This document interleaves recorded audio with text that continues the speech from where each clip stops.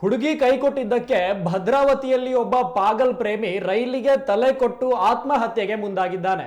ಪ್ರೇಯಸಿ ಕೈ ಕೊಟ್ಟಿದ್ದಕ್ಕೆ ರೈಲು ಹಳಿಗೆ ತಲೆ ಕೊಡಲು ಮುಂದಾಗಿದ್ದ ಯುವಕನನ್ನ ಈ ಕ್ಷಣದಲ್ಲಿ ಪೊಲೀಸರು ರಕ್ಷಣೆ ಮಾಡಿದ್ದಾರೆ. ಯುವಕನನ್ನ ಪೋಷಕರಿಗೆ ಒಪ್ಪಿಸಿ ಬುದ್ಧಿವಾದ ಹೇಳಿ ಮನೆಗೆ ಕಳಿಸಿದ್ದಾರೆ. ಪ್ರೇಮ ವೈಫಲ್ಯದ ಹಿನ್ನೆಲೆಯಲ್ಲಿ ರೈಲಿಗೆ ತಲೆ ಒಡ್ಡಿ ಆತ್ಮಹತ್ಯೆಗೆ ಮುಂದಾಗಿದ್ದ ಯುವಕನನ್ನ ಭದ್ರಾವತಿ ಪೊಲೀಸರು ಆತನನ್ನ ರಕ್ಷಿಸಿ ಆತನ ಪೋಷಕರಿಗೆ ಒಪ್ಪಿಸಿರುವ ಘಟನೆ ವರದಿಯಾಗಿದೆ. ಫೆಬ್ರವರಿ 22ರಂದು ಭದ್ರಾವತಿ ಹುತ್ತ ರೈಲ್ವೆ ಟ್ರ್ಯಾಕ್ ಮೇಲೆ 18 ವರ್ಷದ ಯುವಕನೊಬ್ಬ ಮಲಗಿ ಆತ್ಮಹತ್ಯೆ ಮಾಡಿಕೊಳ್ಳಲು ಯತ್ನಿಸ್ತಾ ಇದ್ದ.